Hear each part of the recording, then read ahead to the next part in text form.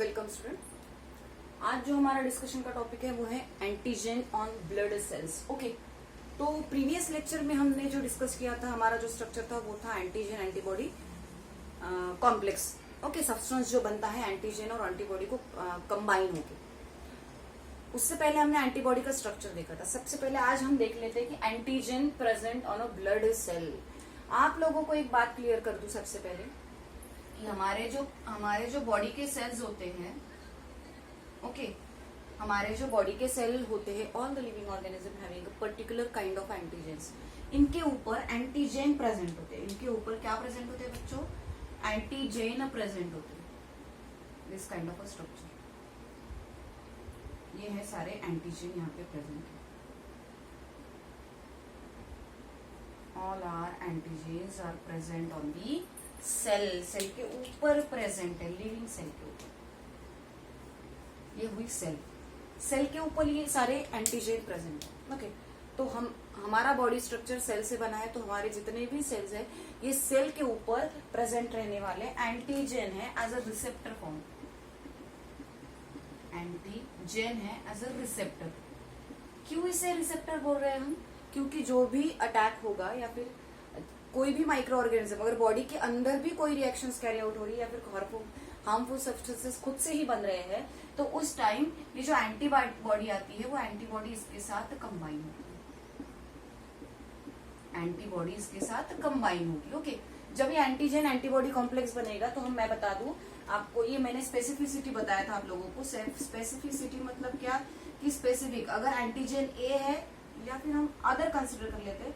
For example antigen अगर हम Y consider करें, ओके, तो ये अगर ये एंटीजन Y है बच्चों, तो एंटीबॉडी भी Y ही होगी। एंटीबॉडी भी Y ही होगी। मतलब क्या कि हर एक स्पेसिफिक एंटीजन को स्पेसिफिक एंटीबॉडी कनेक्ट कर पाती है। उसे हम स्पेसिफिसिटी बोलते हैं। जैसे A अगर एंटीजन रहेगा तो एंटीबॉडी वहां पे A के साथ कंबाइन होगी, अगर B होगा तो B के साथ। अगर ये कंबाइन हो रहे हैं, अगर ये एक दूसरे के साथ कंबाइन हो रहे हैं और एक कॉम्प्लेक्स फॉर्म कर रहे हैं, तो इनका काम क्या होगा? एंटीजन एंटीबॉडी कॉम्प्लेक्स जो बनता है, इसका काम क्या होता है कि जो भी सेल्स है उन्हें डिस्ट्रॉय करने का काम ये करते हैं, हार्मफुल। लेकिन खुद के अंदर अगर मेरी एंटीबॉडी है और मेरे ही एंटीजन है और वो खुद मेरे बॉडी में बन रहे हैं, तो वो खुद के सेल को डिस्ट्रॉय नहीं करेंगे। लेकिन जब मेरे बॉडी के अंदर, अगर ये मेरी बॉडी है और इस बॉडी के अंदर मेरे खुद के एंटीजन है और खुद की एंटीबॉडीज बन रही है, लेकिन बाहर से कोई माइक्रो ऑर्गेनिज्म अगर आता है, जैसे हमने यहाँ पे कल डायग्राम ड्रॉ की थी, अगर कोई आया यहाँ पे बैक्टीरिया, ओके, अगर ये बैक्टीरिया अंदर एंटर करेगा तो इसकी एंटीजन तो अलग होगा ना। इसका एंटीजन कैसे होगा? अलग होगा। अब इसका जो एंटीजन है हम कंसिडर कर लेते हैं कि ये रेड कलर का है और मेरा एंटीजन तो ग्रीन कलर का है। ओके, मेरा एंटीजन तो ग्रीन कलर का है, तो हमारी बॉडी तो रिकॉग्नाइज कर पाती है कि खुद के सेल कौन से है, खुद के मॉलिक्यूल्स कौन से है। तो ये जो बैक्टीरिया आ रहा है इसकी एंटीजन अलग होगा या एंटीजन इसके बॉडी पे अलग होगा, क्योंकि हर एक लिविंग सेल के ऊपर एंटीजन प्रेजेंट होती है। उसे हम बोलते हैं ना, it is a first immuno response. First immuno response मतलब क्या कि कोई भी माइक्रो ऑर्गेनिज्म जब एंटर करने लगेगी तो झट से हमारे बॉडी के जो एंटीजन है वो एक्टिवेट हो जाएगी। ओके, और जो भी बाहर से आ रहा है बैक्टीरिया, उसके खिलाफ एंटीबॉडीज प्रोड्यूस करना स्टार्ट कर देगी। ओके, तो ये जब बैक्टीरिया अंदर एंटर करेगा तो उस टाइम हमारे बॉडी में से एंटीबॉडीज बनेगी इसके अगेंस्ट। हमारी बॉडी में से क्या बनेगी? एंटीबॉडीज बनेगी इसके अगेंस्ट ये एंटीबॉडी बनी। ओके, तब क्या होगा? वो बैक्टीरिया, वो पैथोजन को डिस्ट्रॉय किया जाए। तो एक बात समझ लो कि हर एक लिविंग सेल के ऊपर अलग अलग तरीके के एंटीजन प्रेजेंट होते हैं। ओके, तो उन एंटीजेंस का, खुद के हमारे एंटीजन है तो खुद के एंटीजन को डिस्ट्रॉय नहीं कर पाएंगे, लेकिन बाहर से अगर कोई बैक्टीरिया आ रहा तो उसके एंटीजन हमारे बॉडी के एंटीजन से अलग हो गए, तो ऑब्वियसली हमारी बॉडी उसके अगेंस्ट एंटीबॉडी बनाएगी, उसके जैसे एंटीबॉडी बनाएगी और उसको पकड़ के उसका एग्लूटेशन कर देगी, उसका क्लम्पिंग कर देगी, उसको डिस्ट्रॉय कर देगी। ये चीज आपको समझना बहुत जरूरी है। ओके, अब हम डिस्कस कर रहे हैं कि एंटीजन ऑन ब्लड सेल, अब हमें बात करनी है कि antigen present on a blood cell. Blood cell पे एक particular kind of antigen present रहते हैं जो अदर सेल से अलग रहेंगे। ओके, जो अदर सेल से अलग रहते हैं, मतलब हमारे बॉडी सेल के ऊपर जो बॉडी में जो एंटीबॉडीज बनती है या फिर एंटीजन होते हैं वो अलग तरीके के होते हैं, लेकिन हमारी जो आरबीसीज है उनके ऊपर एक particular kind of antigen present रहते हैं। ओके, ये हमारी आरबीसी है, इसके ऊपर सेपरेट पर्टिकुलर एक special kind of antigens present रहते हैं। उसके बेसिस पे हमारे ब्लड ग्रुप को डिवाइड किया जाता है अलग अलग ग्रुप में, उसके बेसिस पे हमारे ब्लड ग्रुप को अलग अलग ग्रुप में डिवाइड किया जाता है। जैसे टेक्निकली हमें इतना पता है कि एबीओ ब्लड ग्रुप होता है, एबीओ ब्लड ग्रुप होता है। आपके टेक्स्ट बुक में अदर भी एग्जाम्पल ब्लड ग्रुप के दिए हैं, एबीओ है, आरएच है, डेफी है, किड्स है, देन लिवाइस है, एमएनएस है, Bombay blood group. Bombay blood group means O. तो मोस्टली जो प्रेजेंट रहने वाले ब्लड ग्रुप होते हैं वो एबीओ, आरएच और बॉम्बे ब्लड ग्रुप होता है। बॉम्बे मतलब ओ ब्लड ग्रुप होता है। आरएच फैक्टर भी मैं समझाऊंगी, दैट इज पॉजिटिव निगेटिव जिसे हम बोलते हैं उसे आरएच फैक्टर बोला जाता है। ओके, तो ये मेन ब्लड ग्रुप हमारे बॉडी में प्रेजेंट रहते हैं। और बाकी जो मैंने एग्जांपल बोले, डफी है, किड्स है, लिवाइस है, एमएनएस है, तो ये अलग अलग और बहुत रेयर केसेस में ही आपके बॉडी में रेड ब्लड सेल पे प्रेजेंट रहने वाले एंटीजन है। तो हमारे आरबीसीज पे अलग अलग तरीके के एंटीजन प्रेजेंट होते हैं। जैसे हमें पता है कि ए और बी, ये दो एंटीजन हमें पता है। ओके, ब्लड ग्रुप का फर्स्ट टाइम डिस्कवरी जो है, एबीओ ब्लड ग्रुप का फर्स्ट टाइम डिस्कवरी जो है वो कार्ल लैंडस्टेनर साइंटिस्ट ने किया था इन 19th सेंचुरी। 19th सेंचुरी में कार्ल लैंडस्टेनर साइंटिस्ट ने एबीओ ब्लड ग्रुप की डिस्कवरी की थी। उस एबीओ ब्लड ग्रुप में भी जो एबी ब्लड ग्रुप है उसकी डिस्कवरी कार्ल लैंडस्टेन के स्टूडेंट्स ने की थी, जिनका नाम आपके बुक में मेंशन किया गया है बच्चों, देख लो, डिकैस्टेलो और स्टूरली। ओके, तो ये जो दो साइंटिस्ट है ये स्टूडेंट्स थे। कौन था वो? लैंडस्टेनर नाम का साइंटिस्ट था। उस साइंटिस्ट के स्टूडेंट ने एबी ब्लड ग्रुप को, मतलब कंबाइन होके भी एक ब्लड ग्रुप बनता है, ये बताने वाले उनके स्टूडेंट। लैंडस्टेनर को इसके लिए क्या मिला है? ह्यूमन ब्लड ग्रुप को डिस्कवर करने के लिए नोबेल प्राइज मिला है। ओके, अब देख लेते हैं हमें कि किस तरीके के ब्लड ग्रुप प्रेजेंट होते हैं, किस तरीके के ब्लड ग्रुप प्रेजेंट होते हैं। अब देखो, हमारी ब्लड वेसल, 4 तरीके के ब्लड वेसल बनाऊंगी मैं यहाँ पे। दिस वन,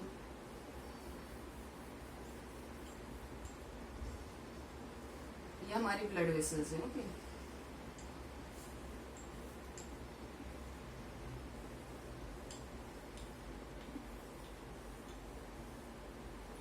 इसके अंदर है आरबीसीज,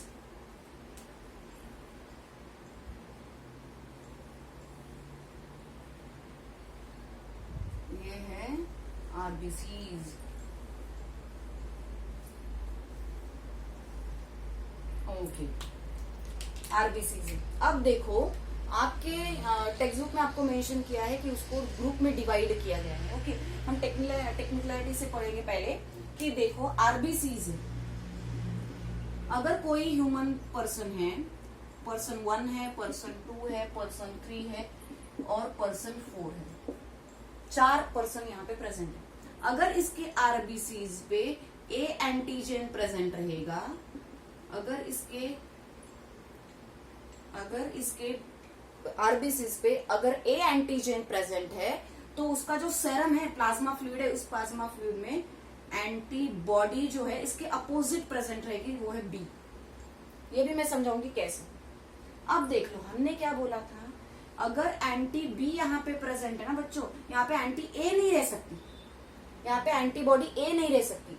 अगर एंटीबॉडी यहाँ पे ए प्रेजेंट रहेगी तो ये खुद के ही आरबीसीज को मार देगी, क्योंकि हमने तो बोला है कि ए जो होता है, ए एंटीजन, अगर एंटीजन ए है तो उसके खिलाफ बनने वाली, उसके अपोजिट में बनने वाली एंटीबॉडी भी क्या होगी? एंटीबॉडी भी क्या होगी बच्चों? ए ही होगी। मतलब ये ए ही कंबाइन हो सकता है, तब वो डिस्ट्रॉय कर पाते हैं फैगोसाइटोसिस की प्रोसेस या फिर उसे डिस्ट्रॉय करने की। लेकिन अगर मेरे आरबीसी पे ए एंटीजन है, अगर ए ही यहाँ पे एंटीबॉडी प्रेजेंट रहेगी तो उसे खा जाएगा। अगर मैं यहाँ पे बोलूँ कि ये है तो ये उसे खा जाएगा, डिस्ट्रॉय कर देगा। ओके, तो यहाँ पे डिस्ट्रॉय नहीं होना होता है आरबीसी को, ये नेचर है हमारा।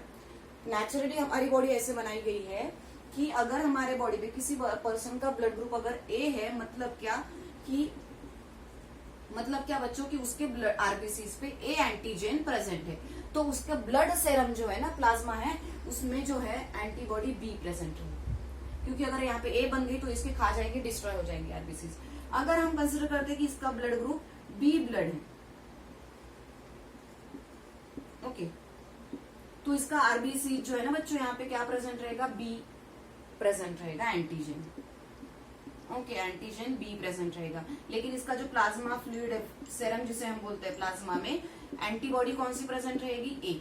क्योंकि अपोजिट जरूरी है, अगर सिमिलर मिले तो ये एक दूसरे को ही खा जाएंगे, खत्म कर देंगे, डिस्ट्रॉय। तो उन्हें डिस्ट्रॉय नहीं होना होता है, तो नेचुरली हमारी बॉडी में इस तरीके की स्ट्रक्चर प्रेजेंट होते हैं। अब हम करते हैं बात ए बी ब्लड ग्रुप की। ए बी ब्लड ग्रुप मतलब क्या कि यहाँ पे एंटीजन, ये आरबीसी है, सॉरी आरबीसी है, यहाँ पे ए एंटीजन है, ओके, और यहाँ पे फिर से बी एंटीजन भी प्रेजेंट है, दोनों भी एंटीजन प्रेजेंट है। तो अब भी असली बताओ, अगर एंटीबॉडी हमने ए और बी डाल दी तो ए को खा जाएगा, बी को खा जाएगा, मतलब वो आरबीसी डिस्ट्रॉय हो जाएगी। तो हमें उसे डिस्ट्रॉय नहीं कराना है, तो क्या होगा, यहाँ पे कोई भी एंटीबॉडीज नहीं प्रेजेंट रहेगी, यहाँ पे कोई भी एंटीबॉडी प्रेजेंट नहीं रहेगी। अब फिर से 4th पोजीशन पे आ जाओ, ये आरबीसी है, ये ओ ब्लड ग्रुप है, ओ ब्लड ग्रुप।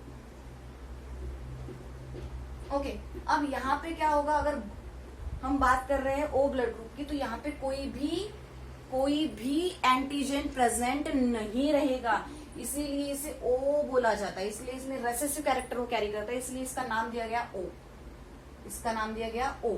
और आरबीसी, अब अगर यहाँ पे एंटीजन ए भी नहीं है और एंटीजन बी भी नहीं है, तो यहाँ पे कौन सी, प्लाज्मा में कौन सी एंटीबॉडीज प्रेजेंट होगी बच्चों, एंटीबॉडी कौन सी प्रेजेंट होगी, ए और बी।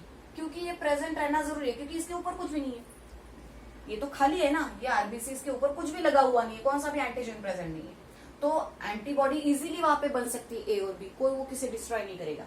तो इस तरीके के हमारे ब्लड ग्रुप बनते हैं, इस तरीके के हमारे ब्लड ग्रुप बनते हैं, इसे बोला जाता है blood A B O blood group. अब एक चार्ट आपके टेक्स्ट बुक में आपको प्रोवाइड किया गया है, एक चार्ट आपको प्रोवाइड किया गया है, बहुत इजी चार्ट है, आई थिंक हमने वो genetic basis of inheritance chapter में वो चार्ट किया हुआ है। ओके, यहाँ पे हम ब्लड ग्रुप ले लेते हैं ए, ओके, यहाँ पे क्या लेंगे बी, यहाँ पे क्या लेंगे बच्चों, ए बी, और यहाँ पे ले लेंगे ओ, बी ए बी और ओ। चलो, यहाँ पे इसके जीनोटाइप लिख देंगे हम, जीनोटाइप लिख देंगे। नेक्स्ट ग्रुप में हम क्या करेंगे, एंटीजन लिखेंगे, एंटीजन लिखेंगे, उसके बाद में लिखेंगे एंटीबॉडी, एंटीबॉडी लिखेंगे, उसके बाद में हम लिखेंगे डोनर, किसे डोनेट कर रहा है, और ये है एक्सेप्टर, कौन एक्सेप्ट करता है। ओके, चलो ये हमें पता है ब्लड ग्रुप ए आई किस, सॉरी ए, चलो इसके ये हमने पढ़ा हुआ है, तो मुझे इसे ज्यादा एक्सप्लेन करने की जरूरत नहीं है, इस तरीके से हम इसे लिख पाते हैं। इसे ये लिखने का तरीका है जो हमने प्रीवियस चैप्टर में, इससे पहले जो हमारा चैप्टर हुआ था वहां पे हमने ये सारी चीजें डिस्कस की थी। ये रेसेसिव है इसलिए स्मॉल आई स्मॉल से डिनोट किया है। अब ए ब्लड ग्रुप है तो एंटीजन ए प्रेजेंट होगा, बी ब्लड ग्रुप है तो एंटीजन बी प्रेजेंट होगा, ए बी ब्लड ग्रुप है तो ऑब्वियसली क्या होगा बच्चों, ब्लड ग्रुप। ओके, चलो एंटीजन क्या होगा, ए बी प्रेजेंट रहेगा, अगर वो है तो यहाँ पे कोई भी एंटीजन प्रेजेंट नहीं रहेगा, नील रहेगा। उसके बाद में एंटीबॉडी, जो भी एंटीजन होता है टेक्निकली ध्यान में रखो, जो भी एंटीजन रहेगा उसके अपोजिट एंटीबॉडी प्रेजेंट रहेगी। यहाँ पे यहाँ पे ले लेते हैं बी, यहाँ पे ले लेते हैं ए, यहाँ पे कोई भी नहीं रहेगा क्योंकि ये दोनों भी प्रेजेंट है, और यहाँ पे ए और बी। ओके, अब ये किससे ब्लड डोनेट करता है, ए ब्लड ग्रुप किसे ब्लड डोनेट कर पाएगा, तो ये ए और ए बी को ब्लड दे पाएगा। किसका ब्लड एक्सेप्ट कर पाएगा, तो ए से ये एक्सेप्ट करेगा और ओ से हम एक्सेप्ट कर पाएगा, क्योंकि इसके ऊपर कोई भी एंटीजन प्रेजेंट नहीं है, तो इजीली ये ब्लड एक्सेप्ट हो जाता है। बी, किसका ब्लड एक्सेप्ट कर सकता है, ऑब्वियसली बी का ब्लड एक्सेप्ट करेगा और ए बी का, क्योंकि ए बी में भी बी ब्लड प्रेजेंट है। उसके बाद में हम बात कर रहे हैं एक्सेप्ट, किसका ब्लड एक्सेप्ट करेगा, बी और ओ का। ओके, उसके बाद में A B is a universal acceptor, A B को यूनिवर्सल एक्सेप्टर बोला जाता है, लेकिन ये डोनेट सिर्फ खुद को ही देता है। ए बी वाला ब्लड ए बी वाले को ही दे सकता है, लेकिन ए बी वाला ए से भी ब्लड ले सकता है, बी से भी ब्लड ले सकता है, ए बी से भी ब्लड ले सकता है, ओ से भी ब्लड ले सकता है, इसलिए इसे यूनिवर्सल एक्सेप्टर, यूनिवर्सल एक्सेप्टर बोला जाता है। Okay, last one that is I, जो ओ है वो ओ सिर्फ ओ का ही ब्लड ले पाता है। ओके, सो ये डोनेट सबको करेगा, ए को भी डोनेट करेगा, ए बी को भी डोनेट करेगा, ए बी को भी डोनेट करेगा, ओ को भी डोनेट करेगा, लेकिन एक्सेप्ट किसका कर पाएगा, सिर्फ ओ का एक्सेप्ट कर पाएगा। ओके, तो ये आपका ह्यूमन ब्लड ग्रुप का चार्ट आपको प्रोवाइड किया गया है, और हमने देखे थे 4 blood group, A blood group, B blood group, A B blood group और ओ ब्लड ग्रुप, और इस तरीके की अरेंजमेंट यहाँ पे प्रेजेंट रहती है। जैसे ए एंटीजन है तो एंटीबॉडी भी ए बनेगी और वो उसको डिस्ट्रॉय कर देगी।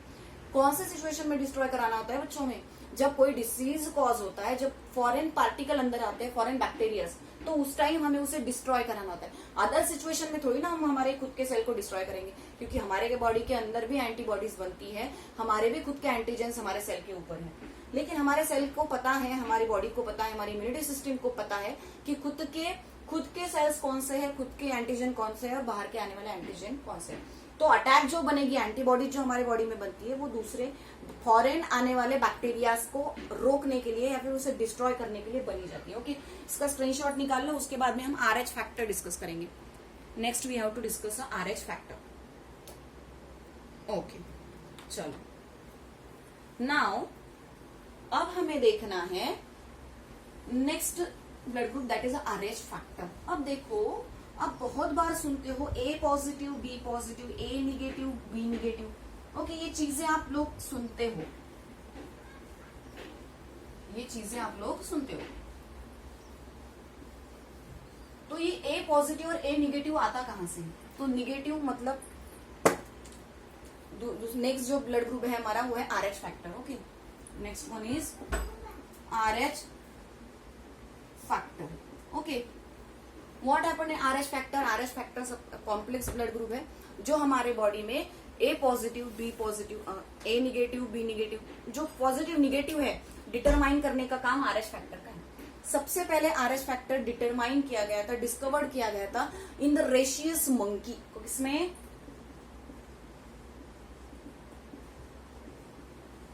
इसमें से उन्होंने RH उठाया। ओके, रेशियस मंकी में first time RH blood group को डिस्कवर किया गया। कौन साइंटिस्ट इंक्लूड इसमें, फिर से लैंडस्टेनर था और विनर था, जो 1940 में इसका डिस्कवरी किया गया। एक्चुअली RH फैक्टर का प्रेजेंट, इसे नाम भी दिया गया है secondly, that is antigen D, antigen D, इसे ऐसा नाम भी प्रोवाइड किया गया है। ए भी हो तो हमने देख लिया, अभी डी इसे नाम दिया RH फैक्टर।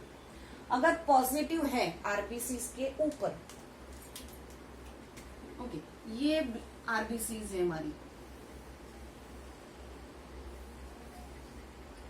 ये हमारी आरबीसीज है। ओके, 4 बना ली हमने RBC, sorry RBC RBC RBC RBC. Okay, चलो, ए अगर है तो ए प्रेजेंट रहेगा, ए एंटीजन प्रेजेंट रहेगा, बी है तो बी एंटीजन प्रेजेंट रहेगा,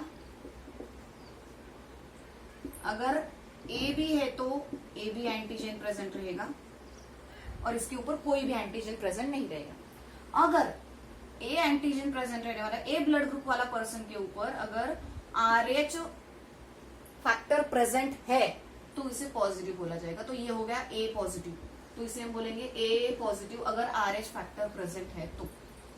कोई भी ब्लड ग्रुप, इस पे लो, इस पे लो, इस पे लो या इस पे, कहीं पे भी अगर RH blood group antigen D नजर आता है तो उसे बोला जाएगा A positive, B positive, A B positive या फिर O positive O negative. Okay, अगर ये अब्सेंट है, if there is absence of R H negative group, यहाँ पे नहीं निकाला मैंने तो इसे हम बोलेंगे बी निगेटिव, क्योंकि यहाँ पे आर एच ग्रुप अब्सेंट है।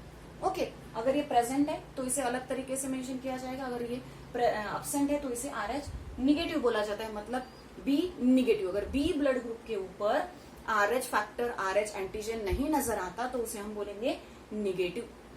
ओके, अब देख लो एक एग्जाम्पल मेंशन किया है आपको एक डिसीज का, इरिथ्रोब्लास्टोसिस फोइटालिस।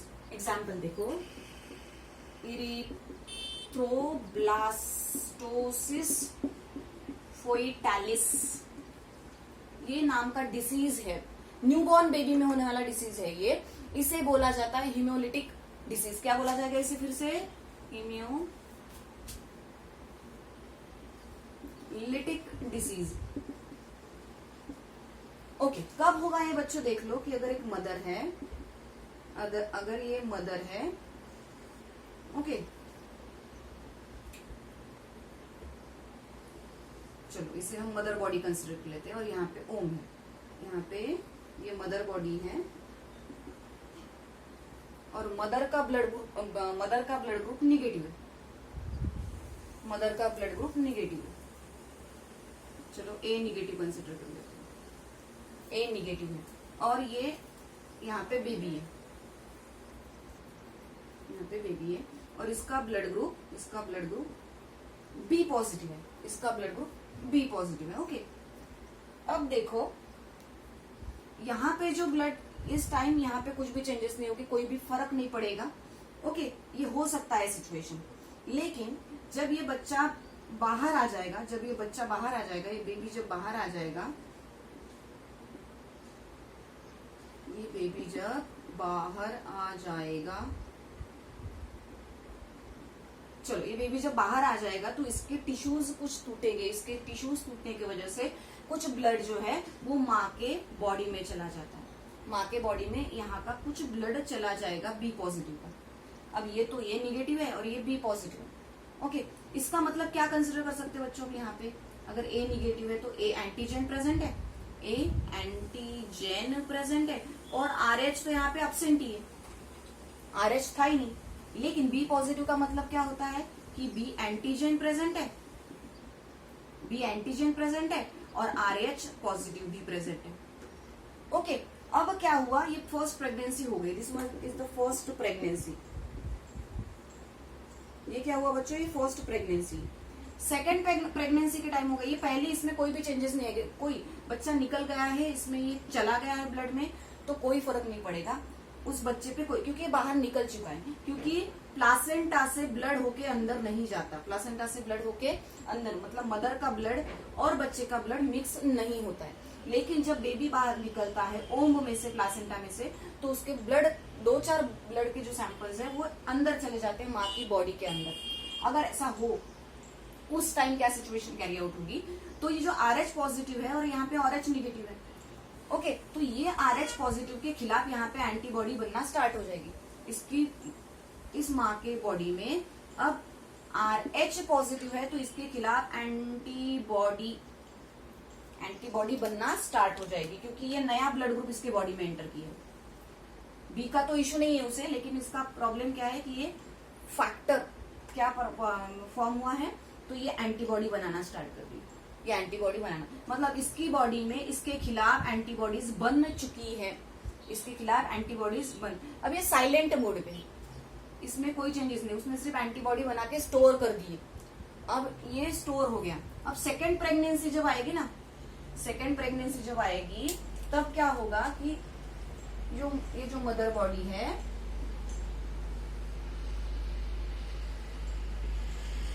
यहाँ पे बेबी है, ओके, यहाँ पे जो बेबी है कंसिडर करो, इसका भी बी पॉजिटिव ब्लड ग्रुप है और इसका ए निगेटिव। ओके, तो ये जो बच्चा अंदर है, इसकी जो एंटीजेन एंटर नहीं कर पाता प्लासेंटा थ्रू एंटीजेन एंटर नहीं कर पाता, लेकिन एंटीबॉडीज एंटर करती है।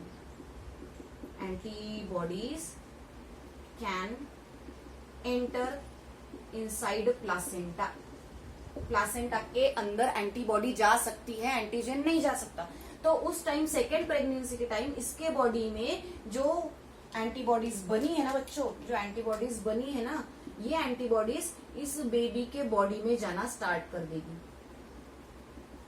ये एंटीबॉडीज के बॉडी में जाना स्टार्ट कर देगी और इसके बॉडी में जो RH पॉजिटिव है, RH पॉजिटिव है, इसके खिलाफ ये एंटीबॉडीज वर्क करना स्टार्ट कर देगी, मतलब आरबीसीज को डिस्ट्रॉय कर देगी, आरबीसीज को डिस्ट्रॉय कर देगी। और जब ये खुद के ही सेल को, जब बॉडी के अंदर बेबी जो है, मम्मा को कुछ फर्क नहीं पड़ रहा है, लेकिन जो बेबी है ओम में, प्लासेंटा में, उसकी आरबीसीज इनके बॉडी में के आए हुए एंटीबॉडीज की वजह से अंदर ये डिस्ट्रॉय हो रही है। अब जब ये सिचुएशन आती है तो आरबीसीज का नंबर, एनीमिया कॉज होता है उस पेशेंट में जॉन्डिस कॉज होता है।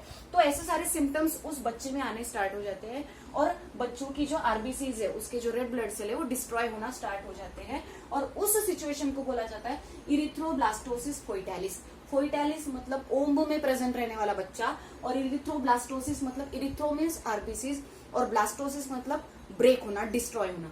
तो जब आरबीसीज ब्रेक होते हैं इनसाइड द बच्चे के अंदर, तब उसे सिचुएशन को बोला जाता है इरिथ्रोब्लास्टोसिस फोइटालिस। क्या बोलेंगे बच्चों मुझसे? इरिथ्रोब्लास्टोसिस फोइटालिस। देखो फिर से एक बार मैं समझाऊंगी, ये सिचुएशन कब आती है, डिसीज कब होता है? जब निगेटिव मदर पॉजिटिव बेबी को कैरी करती है। जब ए निगेटिव, आप ए कंसिडर करो, बी कंसिडर करो, लेकिन निगेटिव, अगर मदर का ब्लड ग्रुप निगेटिव है, अगर मदर का ब्लड ग्रुप निगेटिव है और बेबी का ब्लड ग्रुप जो बना है बच्चा अंदर, उसका ब्लड ग्रुप अगर बी पॉजिटिव है, तो पॉजिटिव का आरएच फैक्टर हमें पता है कि उसमें आरएच फैक्टर प्रेजेंट है। मम्मा का ए निगेटिव है, इसका मतलब क्या कि वहां पे आरएच फैक्टर अब्सेंट है। तो अब देखो फर्स्ट प्रेगनेंसी के टाइम ये नहीं होगा, क्योंकि प्लासेंटा के अंदर इसकी जो है, इसके अंदर एंटीबॉडी बनी नहीं है ना अभी आरएच पॉजिटिव के खिलाफ, क्योंकि आरएच पॉजिटिव इसके अंदर है, राइट ना, आरएच पॉजिटिव इसके अंदर है। और उस टाइम ये बेबी का जो है ब्लड अंदर नहीं गया हुआ है, माँ के बॉडी के अंदर नहीं गया हुआ है, तो माँ के बॉडी को कोई टेंशन नहीं है, क्योंकि अंदर तो उसे दूसरा ब्लड नजर नहीं आ रहा है, दूसरा ब्लड नजर नहीं आ रहा है फर्स्ट प्रेगनेंसी के टाइम में। फर्स्ट प्रेगनेंसी के टाइम में उसके अंदर, मदर के अंदर ब्लड ट्रांसफर नहीं होगा, लेकिन प्रेगनेंसी हो जाएगी, जब बच्चा बाहर निकल जाएगा, उस टाइम कभी कभी क्या होता है कि जो ब्लड है बच्चे का, वो शिफ्ट हो जाता है बॉडी के अंदर, माँ के, बच्चा बाहर निकल जाएगा, डिलीवरी हो जाएगी, और जो ब्लड है ना बच्चों, वो माँ के बॉडी के ब्लड के साथ मिक्स हो जाएगा। तो उस टाइम उस माँ को क्या, पहले तो बच्चा जो था तो नहीं गया, लेकिन बच्चा जब डिलीवर हो जाएगा तो उस टाइम वो ब्लड अंदर चला जाएगा। तो जब हमारी बॉडी एंटीबॉडीज है, तो हमारे एंटीजन को क्या पता है कि नया कुछ तो आया है, मतलब आरएच पॉजिटिव वहां पे आया है, इसकी बॉडी में तो आरएच पॉजिटिव था ही नहीं माँ के पास, तो आरएच पॉजिटिव वहां पे गया है। कब गया? डिलीवरी होने के बाद में गया। तो इसकी बॉडी, माँ की बॉडी फिर से उसके अगेंस्ट, क्योंकि कुछ तो नया आया है, उसके अगेंस्ट उसे काम करना है, तो एंटीबॉडी बनना स्टार्ट कर देती है आरएच पॉजिटिव फैक्टर्स के खिलाफ। अब ये बनी हुई स्टोर हो जाती है, कोई डिस्ट्रॉयमेंट नहीं होगा, वहां पे स्टोर हो जाती है। अब सेकेंड प्रेगनेंसी के टाइम उस माँ की बॉडी रेडी होती है कि अगर सेकंड जब टाइम आएगा ना, तो उस टाइम में उसको डिस्ट्रॉय करूंगी, क्योंकि यहाँ पे एंटीजन एंटर नहीं कर पाता, लेकिन एंटीबॉडी एंटर कर पाती है। तो सेकंड प्रेगनेंसी जब होती है, तो फिर से अगर हम कंसिडर करें कि बच्चे का ब्लड ग्रुप बी पॉजिटिव है और माँ का ए निगेटिव है, ओके, तो ये जो बच्चा आएगा ना बच्चों, तो ये जो इसने माँ के बॉडी ने जो एंटीबॉडीज बनाई हैं, तो वो एंटीबॉडीज अंदर एंटर करेगी, क्योंकि एंटीजन अंदर एंटर नहीं कर पाता, लेकिन एंटीबॉडीज करता है। और एंटीबॉडीज कब बनी? सेकंड प्रेगनेंसी, फर्स्ट प्रेगनेंसी के बाद में बनी, इसलिए एंटीबॉडी यहाँ पे एंटर कर रही है इनसाइड द प्लासेंटा। अब इस बच्चे के ब्लड के अंदर एंटीबॉडीज, हमने पढ़ा है आर्टिफिशियल इम्यूनिटी सिस्टम में कि एंटीबॉडीज शिफ्ट होती है माँ से बच्चे में, ओके। तो ये एंटीबॉडीज के बारे में बात कर रही हूँ, नॉट अबाउट द एंटीजन। ध्यान में रखना, एंटीजन नहीं ट्रांसफर होता है, एंटीबॉडी ट्रांसफर होती है। तो माँ के अंदर की antibody against the RH positive वो एंटर हो जाएगी बच्चे के अंदर, ब्लड के अंदर। अब बच्चे के ब्लड के अंदर जाने के बाद में वो क्या करेगी बच्चों? वो क्या करेगी? आरबीसीज के, बच्चे के आरबीसीज के, क्योंकि आरएच निगेटिव और आरएच निगेटिव ये इसके खिलाफ, आरएच पॉजिटिव के खिलाफ क्या बनाई हुई एंटीबॉडीज उसको डिस्ट्रॉय कर देगी। ये RH पॉजिटिव के खिलाफ बनी है ये ग्रीन वाली एंटीबॉडीज। तो ये बच्चे के ब्लड को, आरबीसीज को डिस्ट्रॉय करना स्टार्ट कर देगी और बच्चे में एनीमिया कॉज होगा, जॉन्डिस कॉज होगा और बहुत सारे सिम्टम्स भी नजर आते हैं। तो उसे बोला जाता है इरिथ्रोब्लास्टोसिस फोइटालिस। फोइटालिस बच्चे के अंदर इरिथ्रोब्लास्टोसिस, आरबीसीज के सेल डिस्ट्रॉय हो जाना, आरबीसीज के सेल डिस्ट्रॉय हो जाना, उसे बोला जाता है इरिथ्रोब्लास्टोसिस फोइटालिस। जब माँ का ब्लड ग्रुप निगेटिव रहे और बच्चे का ब्लड ग्रुप पॉजिटिव रहे तो फर्स्ट प्रेगनेंसी में there is no any complications are created inside the first pregnancy, but in case of a second pregnancy there is a big complications are created and that disease second subsequent foetus में जो disease cause होगा उसे बोला जाएगा erythroblastosis foetalis। बहुत ज्यादा information आपको दी नहीं है लेकिन मैंने मेरी तरीके से इसे समझाने की कोशिश की है। Thank you.